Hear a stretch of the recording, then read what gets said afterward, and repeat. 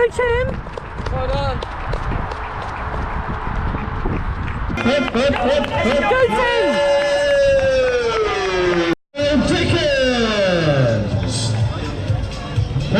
Hello, it's Tim here. You've just been watching a video of me finishing the Christchurch 10K just before Christmas and the Farnborough Half Marathon last Sunday.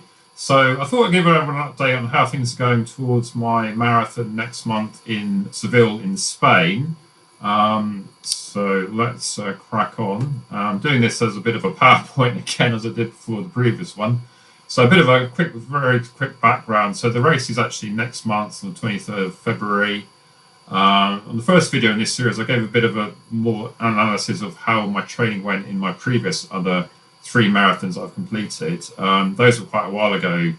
First one was in London 2004, I did 2:38.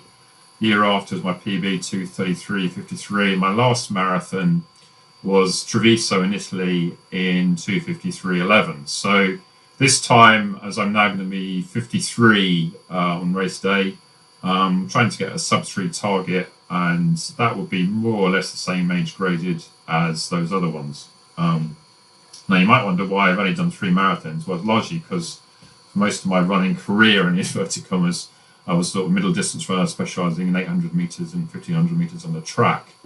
So let's sort of crack into the detail.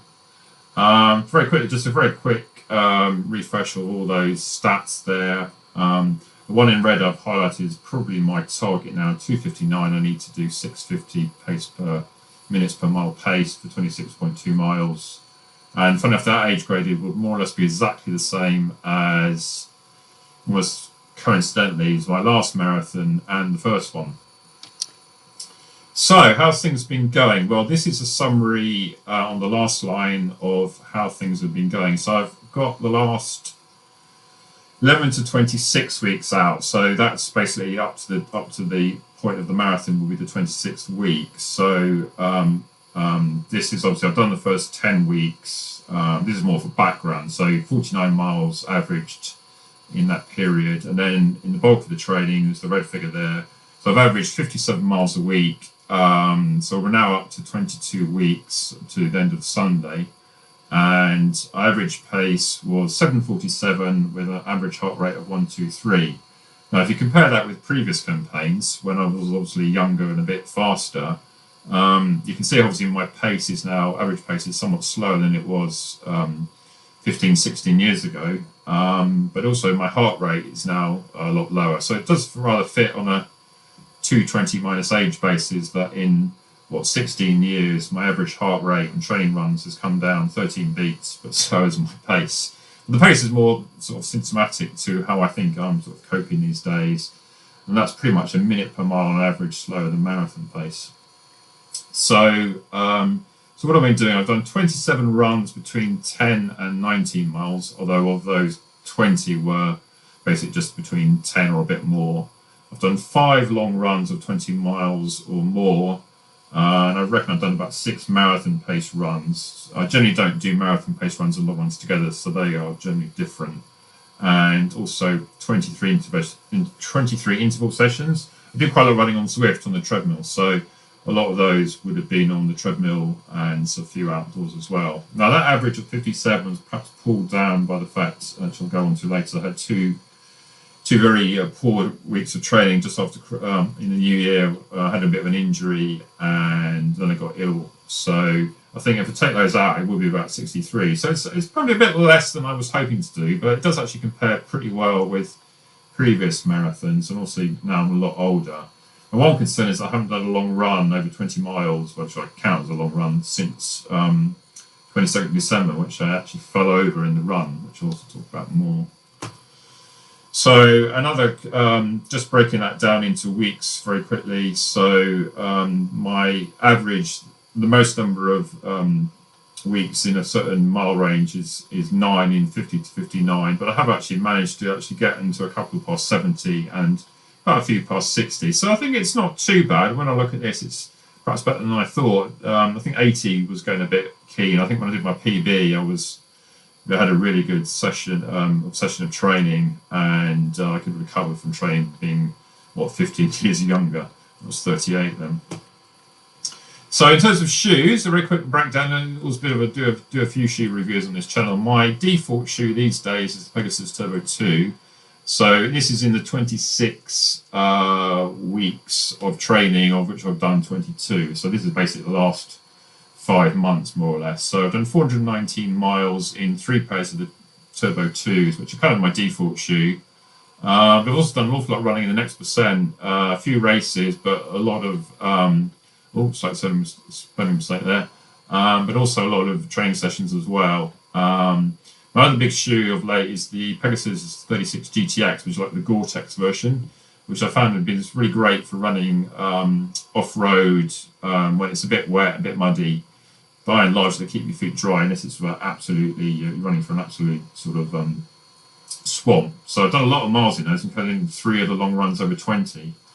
And then, although I didn't really like the Turbo 2 Shield high top one, I've actually done 72 in them, of which a lot of them was, I did a 26-mile training run, so that was pretty good. And the rest of them are ones I've used less. I've used the Zoomfly 3 a bit, don't really like that one. I think other people like the Forrester Dean run have done a few videos on that, where it's very sort of top heavy at the front and very heavy shoe, especially we're in the same size of thing in that. I'm a UK 13 and so is he, so we're both noticing in the bigger sizes it's not so great. And then I've been using 2 older pairs of 4% for some training as well. And the rest of it's pretty much just a few odds and sods.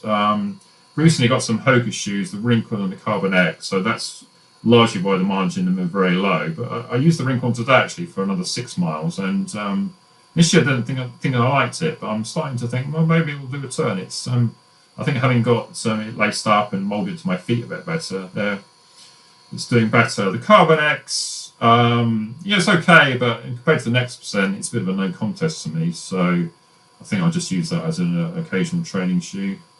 I've got some cross-country spikes in there. I do a couple of cross-country races as well. So long runs, this is a further breakdown of what long runs I've done. Done a lot of sort of 10 miles, 11 miles sort of runs, 20 of those.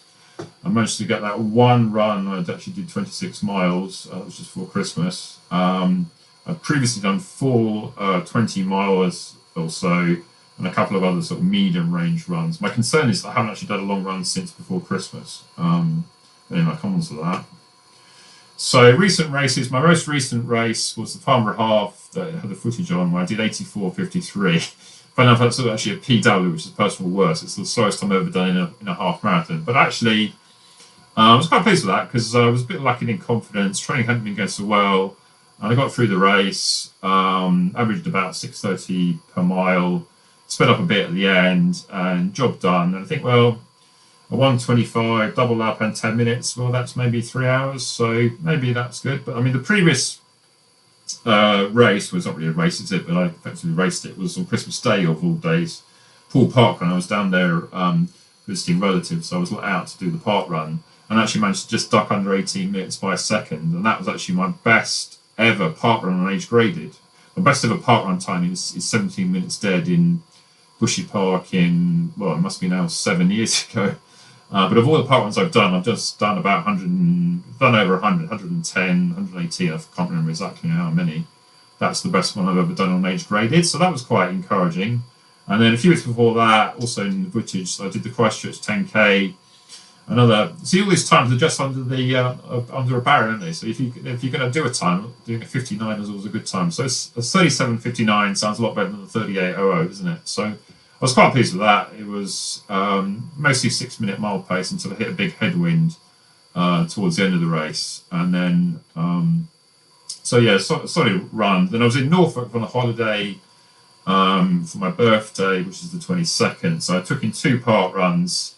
Quite different ones. Hunstanton, the first one I did, was basically a fairly new pan flat promenade line, and I didn't have much wind that day, so I was able just to basically time trial that one. It was quite a small field, so I think I was in second place, but I was a long way behind the guy that was the first finisher. But I turned the tables around the next week and actually got the first token at Holcombe. I did a little video of that one in the series as well. So. Then prior to that, I had a couple of cross-country races, which I'm not really great at cross-country. I sort of like feel like turn out for my club, Walton AC, just to help out. But I'm so slow these days, not even in our scoring team. There's so much between that. I did the Great South Run, which actually probably of all these races was probably the one that sort of told me that it was actually worth doing this training, because that was 61:40, and it's actually probably that's a better run than the half marathon, because that worked out. I think if I'd have done that pace for another 3 miles, I would have been on about an 81, I think, for a half. So perhaps lost a bit of fitness with a fall I had. But yeah, it's there or thereabouts. I might do a part run next weekend, not the weekend coming, the week after, if I feel okay, but we'll see how we go. So a summary of how things are going. Obviously the mileage is not looking too bad. It was looking better until I did that marathon training run on the 22nd of December. I got to about 20 miles. I just met my wife, had a gel and a bit of Lucozade, and then about half a mile later I actually fell over. I must have hit a twig, I think, on bizarrely going uphill on the road, and just went arse over apex and really gashed my knee quite badly.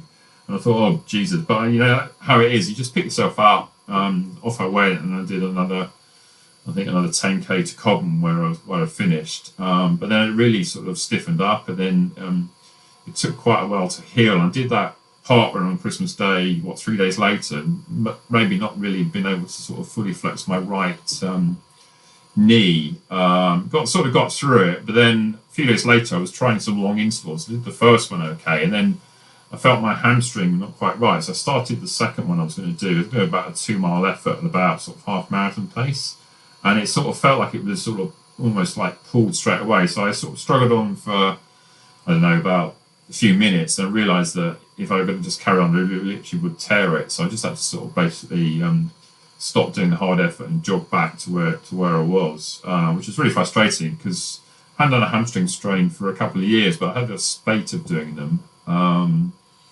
So then obviously I had to have about a week off of just doing very light. I think I just literally had a week off doing not a lot, and then a few sort of recovery runs. And then we went off to Portugal for the new year. I was hoping to stay on and get into some good training, which I stayed on, but then I got a cold as well. So maybe a blessing in disguise, maybe the cold actually helped the hamstring to heal up. And then I think the last run I was there in Portugal, I did a sort of got my next percents on and went up and down the island where we stay in Armona, which is not far from Faro.